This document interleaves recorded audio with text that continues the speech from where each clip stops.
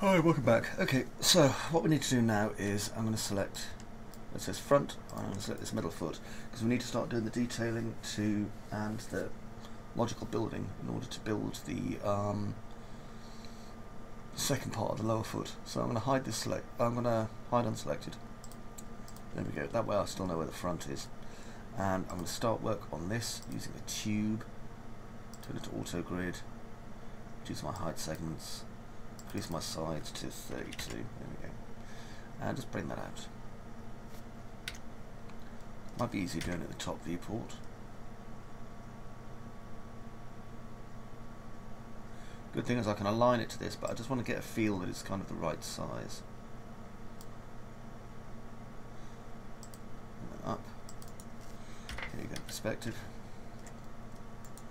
Now first things first, I'm going to select this object and I'm going to use the align tool, which is here, and I'm going to align it to this, and just on the X, Y and Z.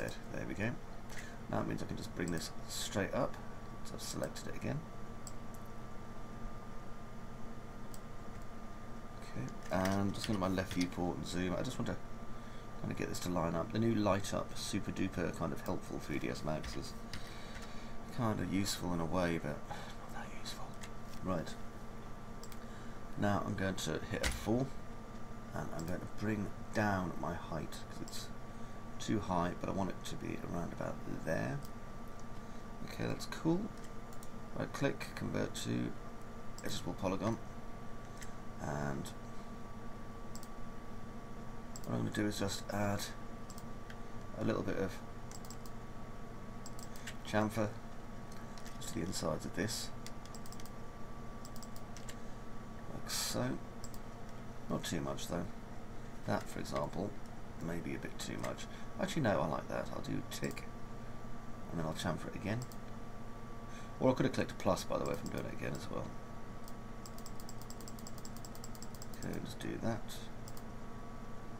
There, that gives it a nice little bit of shaping. Like that. Okay, now, on top of this, I'm going to build some pistons. Now, building pistons. I might as well start off and build a kind of default piston down the front here that we can work from. Good thing is that we can adjust our pistons once we've built it, and we can build it moderately detailed and just duplicate it and so on. Thing is, with this we can't use the placement tool, we're going to have to flag it where we need it. So, first things first, I will show you that we can use a dynamics object. Okay, so here's a damper. This is what 3ds Max thinks of as a piston. Okay, and we can bind the top and bottom of this to a box, and then the damper will work.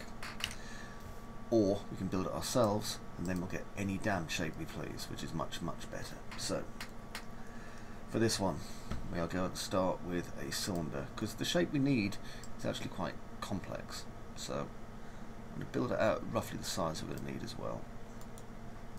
So let's look at that. It's going to be here. It's going to have a radius of about 5.5. Okay, just so I know. So do that, and then I'm going to change the radius to 5.5, and that height actually isn't too bad, so we'll probably go with that, and I'm going to give it 2 height segments. Okay. Look at that shape. Actually, I'll probably bring in a little bit more, so reduce the height down on this to about 4. Okay, right click, convert to editable polygon. And this gives us a good place to be going on from. And with this one having its radius of 5.5 and I think 18 sides, I'm also going to create a sphere. And I can give that a radius of 5.5 and 18 segments.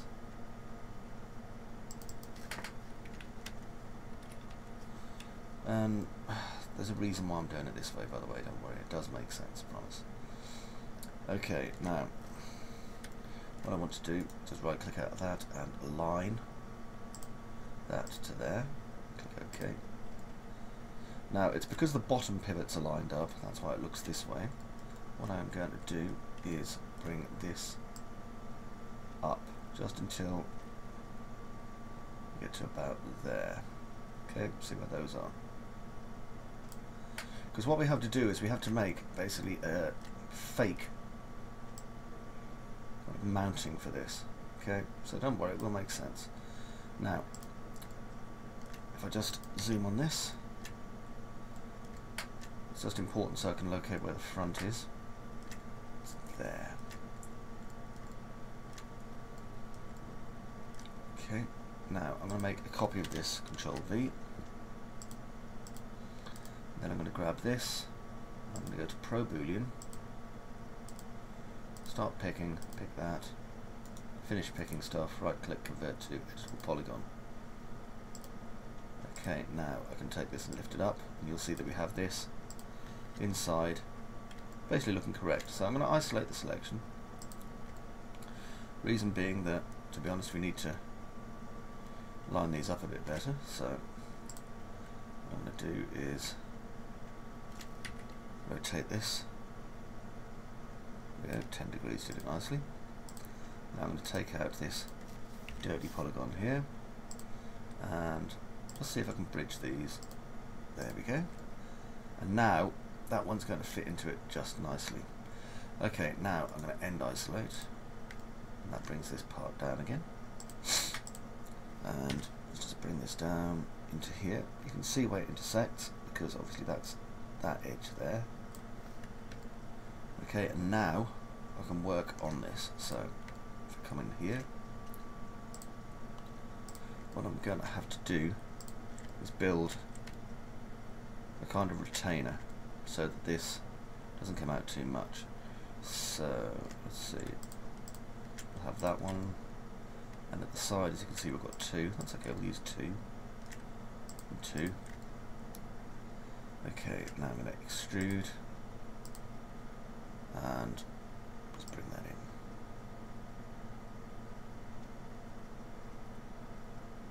Click tick. Now I'm going to select the bottom edges, not all of them, just these ones.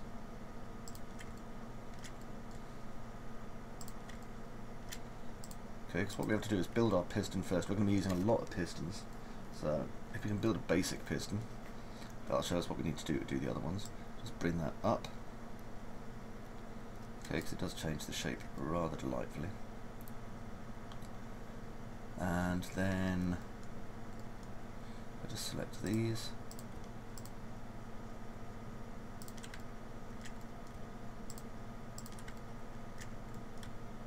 Like that. What I'm going to do is I'm going to extrude them probably twice. So extrude once, and then extrude again. There we go. I'm going to bring these down about halfway. There we go, seems about right. And now if I go to my front viewport and zoom, and just start moving pieces where I need to.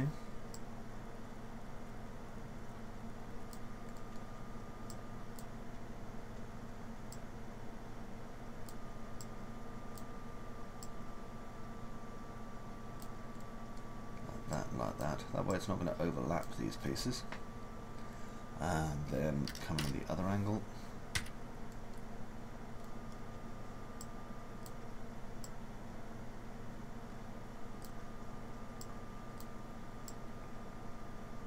Just trying to keep things even whilst working by eye. You'll notice, by the way, that I don't have anti-aliasing turned on. That's because if I turn anti-aliasing on, I don't get as much of a guide as to how straight my objects are when I'm straightening them like this. And I'm very lazy. I don't like going back and checking things if I don't have to, so doing it this way really does help. Okay, now what I can do here, just grow those, just look at them. Don't want that piece, or that piece, then I can expand this that way, and over here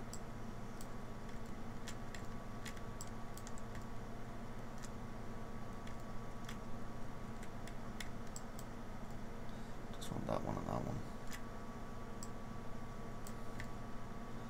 we go. Okay, so that gives us those shapes there. Now, I don't really need the bottom. I can get rid of that. And what I'm going to do over here is just kind of look at my shape, and I can turbo smooth it to make it a little bit more pleasing to the eye, I suppose. So what I'll do is I'll put on open subdiv just to smooth it down a bit. There we go, and I'll turn off isoline display for the moment, and then if I go to open poly down here and show end result and go to swift loop, I can just start straightening out the pieces a bit.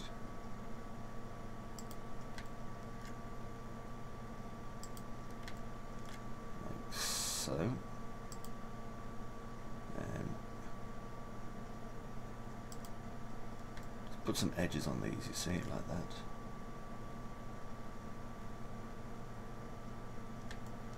Now I want to go on this part here. Might be easy just to turn off show end result while I'm doing this bit.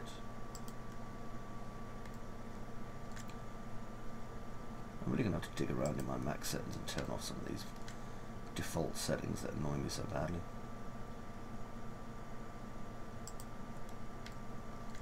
You see, this is an option to chamfering. You could just chamfer it, of course, if you want to. I mean, do whatever it is that makes you comfortable, by all means.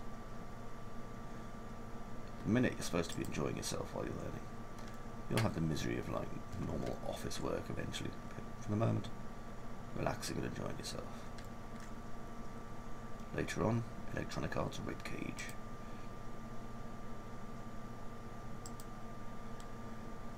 As you can tell, I don't think much of their practices. On that, on that.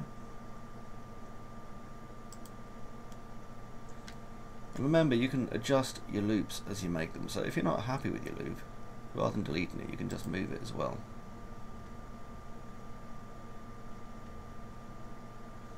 Also, swift loops get harder based on scale and complexity of your model. So, for example, on organics, it's like, wow, this is so easy. But when you're doing like, you know, a 4 million polygon fighter jet, it's like,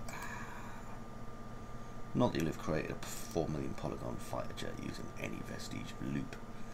I don't hold that illusion in my head at all, but you know what I mean. Anyway, back to this. It's important to kind of get our piece looking good, as they say. Okay, let's look on that, see how that looks. It's not bad. The edges, though, still need a bit more straightening out. So if I go down here, and I'm going to put in the loop just here. So one there, and one there. Just keep it going. And these strengthen these edges, so in turn we get a straighter looking model.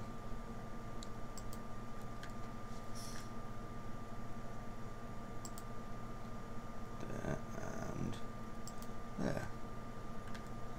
And let's just check this one. There, that's done too. So if I come back out now and hit F4, you can see that we have a much better shape going on here.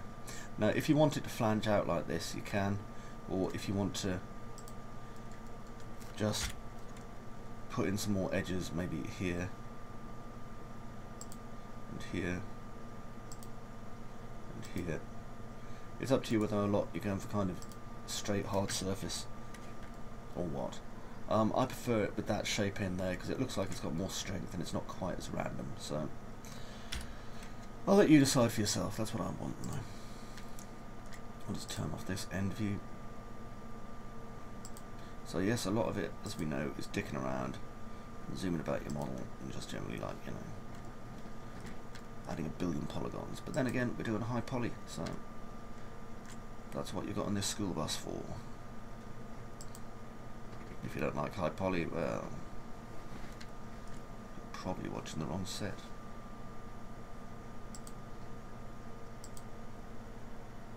There we go. Must be a nice change for you watching a tutorial where you can actually understand the tutor, I suppose.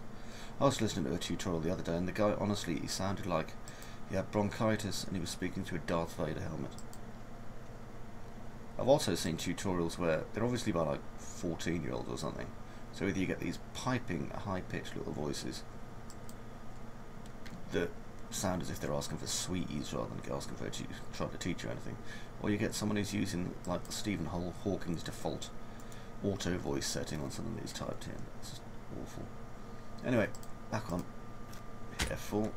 There, look at that. All that effort, but you know, we've got a nice shape there. A small thing holding a ball. Right click, convert to editable poly. Do not convert to editable poly if you haven't turned off isoline view, otherwise you'll get some weird errors going on. Okay, next, with this piece, which is obviously the base of our piston, what I'm going to do is go to my polygon, convert to poly, and I'm going to top it a bit like a boiled egg. So I want to put another loop in, just about there. And then I'm going to take everything off the top. Go around it to make sure I have. Done. Okay. Now I can cap it. Like so. And I will be able to build my piston. So before I do that, we need two ends. So I'm going to take this and this and just move it up there. And then I'm going to rotate it by however much it needs to be rotated by. There we go. So now we have a top and a bottom. I'm going to move this out of the way, and I can work on just this one. Okay, so this one's going to be the receiving cylinder. So what I'm going to do is I'm going to bevel, and just bevel it straight up to about yay high. I've mentioned this in previous tutorials. Yay is actually a technical measurement, which means a bit more than that and a little bit less than too much. Now I'm just going to pull this in. This will make our nicely beveled top here for our piston to go in and out of. Right click and done. Okay, so that gives us that shape there. Now, what I need to do is take this piece, and this is a bit more complicated because I need to make sure I get the width right, so I'm just going to bring them both down. I don't need a massively long piston for this one, and I can adjust pistons at any time. And I'm going to inset and then extrude. There we go. Now we have what's known as a male and female part.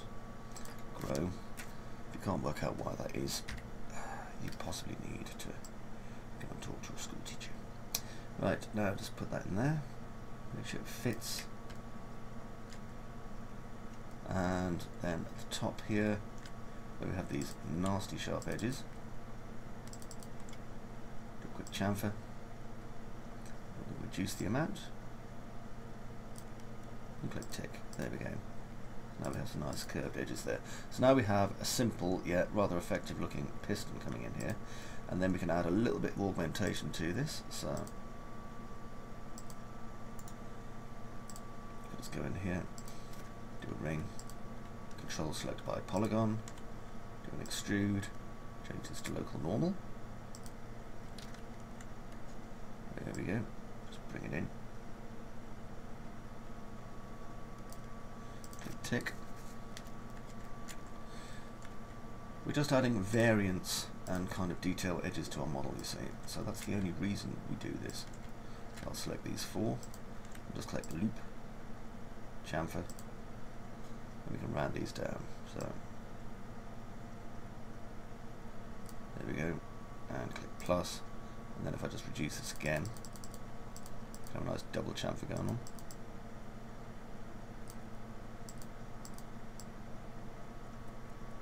I can never get the settings exactly right.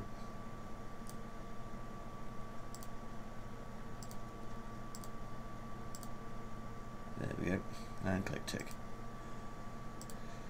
Okay, so now if we look at that, nice shape, we've got this. Do not put a protrusion there, because then basically it's not going to work, is it? Now, what I need to do here and here is I need to create two control boxes. So what I'm going to do is I'm going to go over here to my helpers, I'm going to create a dummy, drag it out, Okay, and I'm going to name it Control Helper 1. So piston Control Helper, and then just 1. Okay, that way I'm going to know what it is. You can see it's over there, and you can see also it's got a little tape measure tool there to show us that it is a tool and rather not some geometry. Now, I need to make 2 of those. You'll notice it'll automatically rename the second one. First one I'm going to align to this, just here. Okay. Second one I'm going to align to the top one. Okay, now I need on this point to start denoting ownership of these. So selecting link, and this is going to link to here. This bottom one is going to link to here. Okay. In addition, this is going to link to the bottom, and this is going to link to the top. Right. So now if I go into my move tools, see, everything's all moving exactly the way it should be. Now this, I want this to always look at this box. Why? Because if it's looking at this box, then the piston's going to operate. Okay, so what I'm going to do is I'm going to go to my motion, and let's see, is it motion? I can never remember what it is. And so I'm going to go here. Yeah, that's it. Motion panel, assign controller, and click rotation. And I want the rotation of this to always look at the box. So if I go in here and I select look at constraint, and now I can add a look at target, and that's what the dummy's for. I'm not going to use actual geometry to look at, even though I could, because if I use that, then I can create what's known as a dependency loop, where basically parts that are all kind of linked together would create, well, basically like it says, a dependency loop. Parts would be too reliant on other parts, it wouldn't work. So I'm going to click on that, and oh no, what's happened here? It has gone away. Well, that's okay, because it's just the look at axis. We can change that to Z, which is what it should be. Okay, and then turn off add look at target. Now we can change weights and things, so we can have it so that it's got different targets to look at, but we don't need to. So with that being correct, what we can do now is go to our second one, and again get our rotation, and we're going to assign our rotation to a look at constraint, and then in that we're going to add our look up target, or look at target rather, and I want it to look at piston control helper 1. And again, it's not looking on the right axis, but if I click it to Z, then it is.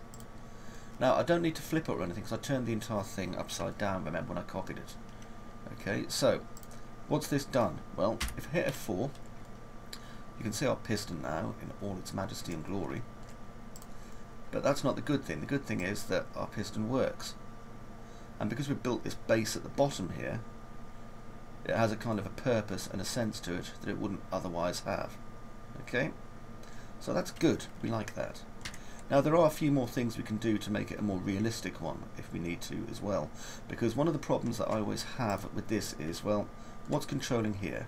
Okay, what exactly is making this bottom bit work? Now if you want to go into that far, then I think we shall do that in the next part. So until then, bye bye for now.